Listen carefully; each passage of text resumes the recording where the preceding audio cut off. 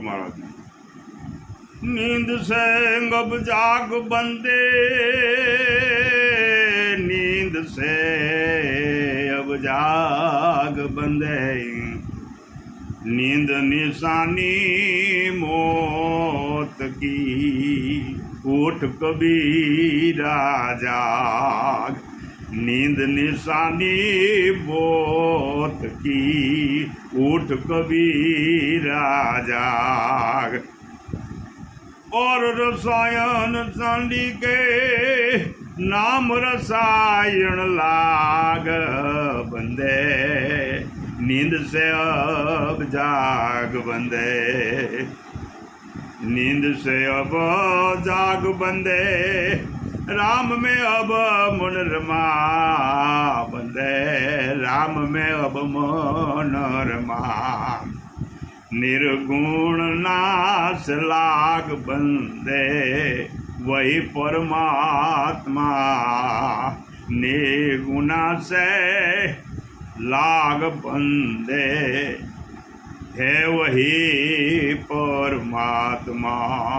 नींद से जाग बंदा, नींद से जागने हो गई है भोर कब से, ज्ञान का सूरज उगा। हो गई है भोर कब से, ज्ञान का सूरज उगा।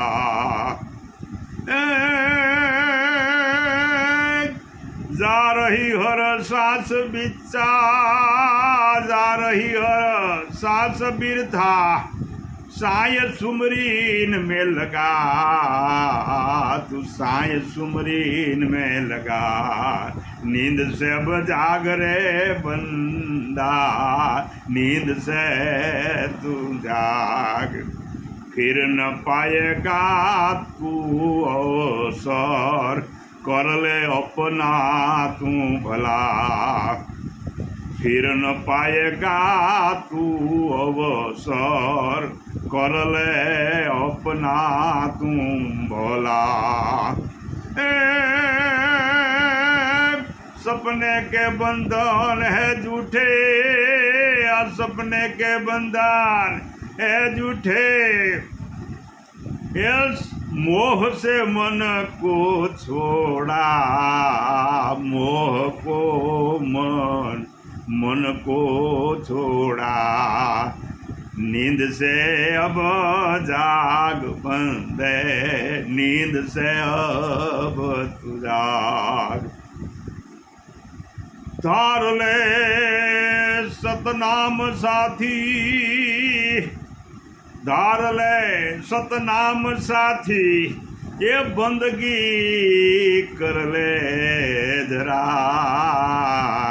धार ले सतनाम साथी, ये बंदगी कर ले जरा।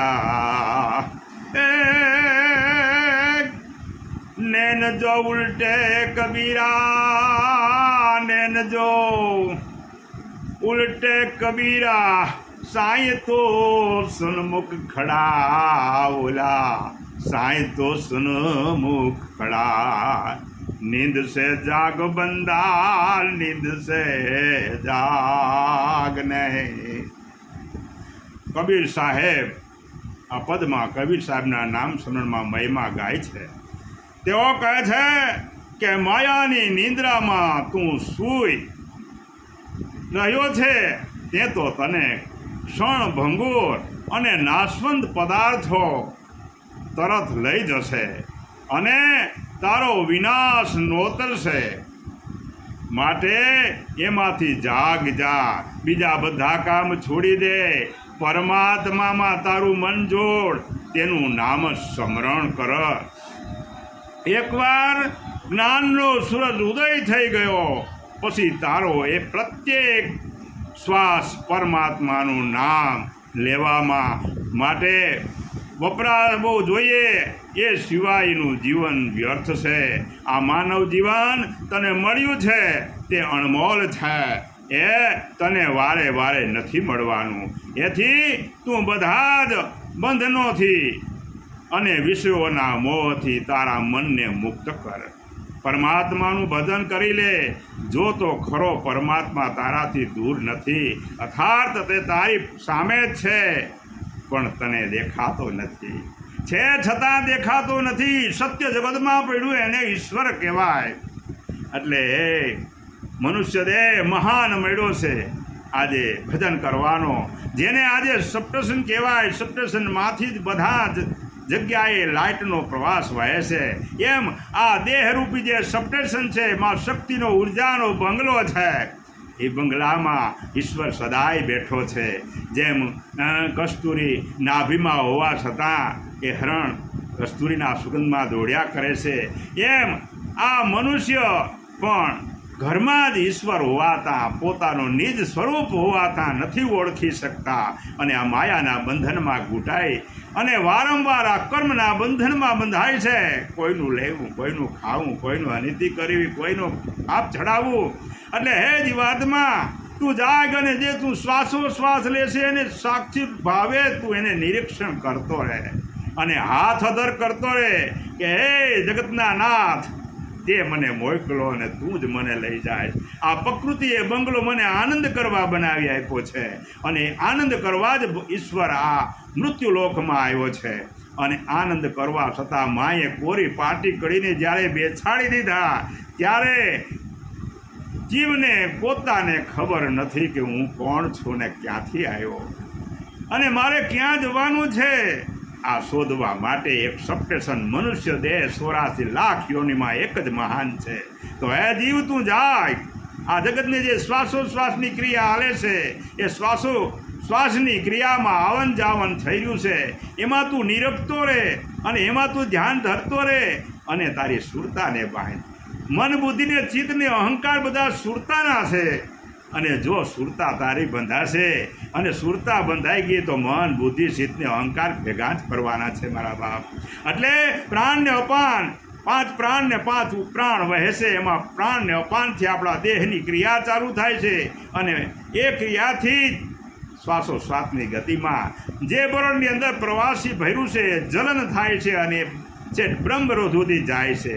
એના ચક્રો જાગૃત થતા જાય છે, અને જેમ ચક્રો જાગૃત થશે એમ એમ તમારી દિશાઓ ખુલતી જશે, એમ આગળ વધતા જાશો. જેમ પ્રાથમિક શાળા ભણ્યા પછી કોલેજ ભણ્યા, પેલા પછી ડિગ્રીઓ મેળવી, એમ આગળ પગથિયા ચડતા જાશો ત્યારે નિસ્વાર્થ ભાવે કરતા પદ છોડી હાથ અધર કરતા શિવેરની પાસે જાય. એટલે હર હર મહાદેવ, હર હર મહાદેવ બધે શિવ પાસે જ કરે છે, બીજા પાસે કોઈ કરતું નથી. શું કામે કે શિવ આપણો બાપ છે ને આપણો ગુરુ છે. એટલે શિવે કીધું કે હે સંતાનો, તમે મારા સંતાનો છો, હું તમારો ગુરુ પણ છું. તો તમારે જો ભાવ તરી જવું હોય તો તમારે માથે જે પદ બાંધ્યું, જે ફાળિયું બાંધ્યું છે કરતા પદનું એ છોડી અને નિસ્વાર્થ ભાવે ઈશ્વરને ભજો. અને જે તમને કાર્ય સોંપ્યું છે, પ્રવીણતા કાર્ય પૂરું કરવાનું છે, છોડી નથી દેવાનું. આ તો આગલા કર્મના બંધનને હિસાબે તમને આ મળ્યો છે દેહ. એટલે એ દેહ ઉત્તતા કરવા માટે મનુષ્ય દેહ એક જ છે કે એને ઈશ્વરને ઓળખી શકે, ઈશ્વરને ઊભો રાખવો હોય તો ઊભો રાખી શકે, એવી મહાન શક્તિ એક જ મનુષ્ય દેહ છે. એટલે આ માયાની જંજાળમાં તું ફસાઈ ગયો છે, કર્મમાં બંધાણો છે, પાપ અને પુણ્યના પોટલા બાંધી જીવ વારંવાર આવે ને જાય છે. એટલે આમાંથી મુક્ત થવું હોય તો ધ્યાન યોગ જે શ્વાસાના ભજનના લઈને સુરતાને તમારા 100 ચક્રોની અંદર એક જ ચક્રમાં બેસતા રહ્યો, અને જ્યાં જ્યાં તમારી સુરતા જળવાઈ રહેશે શ્વાસાની ગતિમાં, ત્યાં તમારું ચક્ર જાગૃત થશે, અને ચક્ર જાગૃત થશે એટલે ઓટોમેટિક તમને ગતિ પ્રાપ્ત થવા મળશે. એટલે એ જ વાતમાં હજી ઘણો સમય છે બાકી. આ દેહ છે નિર્થક છે, આજે આવ્યું ને કાલ જાશે, જાતું જ રહેવાનું છે મારા બાપ. કોઈ રોકાવાનું નથી, કોઈ કંઈ લઈને ગયું નથી, કંઈ લઈને જવાનું નથી. આ લઈ જવા જેવું તો એક જ મહાન કાર્ય કે દાન, પુણ્ય, ભજન, ગુણગાન, એ બાકી કશું હાથમાં આવવાનું નથી મારા બાપ. જે માણસ જેની ગતિમાન હોય એવું વાત કરે, એટલે જે જાગેલા હોય એને બીજાની વાત કરવા જેવી જરૂર નથી. કારણ કે અંધ હોય કૂવામાં પડે, તમે તો દેખતા થાવ છો એટલે કૂવામાં વાત આવતી નથી. એટલે બીજા કરે એમ નહીં કરવાનું, પણ આપણે શું કરવાનું છે, આપણે ક્યાં દોડવાનું છે એ આપણે નિરીક્ષણ કરી એવા સદગુરુ જેણે પામેલા છે, જેને કાંઈક મેળવ્યું છે, જેણે ચક્રો ખોલ્યા છે, જેને અનહદ નાજ ચાલુ થયા છે, જેને જ્યોત પ્રગટી છે, અને એવા સંતોની હારે બેસામણા કરો તો જ તમને ખ્યાલ આવશે કે ઓહો આ તો માળિયાની અંદર બધું પડ્યું હતું ને હું બહાર દોડતો હતો. એટલે સચક્રોને હાથનું બ્રહ્માંડ એમાં શૂન્યમાંથી આપણી ઉત્પત્તિ થઈ અને શૂન્યમાં સમાવાની વાત છે. જ્યારે શૂન્યમાં નાભિકમણ મધ્યમાં આવ્યું આપણા શરીરમાં, ત્યાંથી આપણી ઉત્પત્તિ થઈ. એટલે મધ્ય આ સૃષ્ટિમાં ક્યાં આવ્યું તો કે એક ભાગની પૃથ્વી છે ને 3 ભાગનો દરિયો છે. એટલે વિષ્ણુ ભગવાન શેષનાગની ફણ ઉપર પથારી કરી સમુદ્રમાં બિરાજમાન છે. મારા બાપ એ જ તારનારો એ છે. શિવ છે, આપણો બાપ છે, આપણો ગુરુ છે. એને રસ્તો બતાવી શકે, વરદાનો આપી શકે, મંત્રો આપી શકે, પણ પાવર પૂગવા માટે નથી આપી શકતો, કારણ કે આપણો બાપ ને આપણો ગુરુ છે. એટલે ઈશ્વરને પામવા માટે વિષ્ણુ ભગવાનના શરણે જવું પડે. વિષ્ણુ કયો, કૃષ્ણ કયો, બધું એકનું એક છે. કોઈ દેવ કયો કે દેવી કયો, શક્તિ નિરાકાર એક જ છે ને ઈશ્વર નિરાકાર એક જ છે. બેનું મિલન થયું ત્યારે એક જીવની ઉત્પત્તિ થઈ. એટલે જીવ શિવને માયા સિવાય કોઈ જગતમાં છે જ નહીં. એટલે ભાઈ આ બંદાઓ જાગવાનો સમય આવ્યો છે. આ કળીકાળમાં બધા ઇન્દ્રલોક, દેવલોક, પાતાળલોક આ બધામાંથી જીવાત્માઓ જલ્દી ઈશ્વરની પ્રાપ્તિ કરવા માટે આવ્યા છે.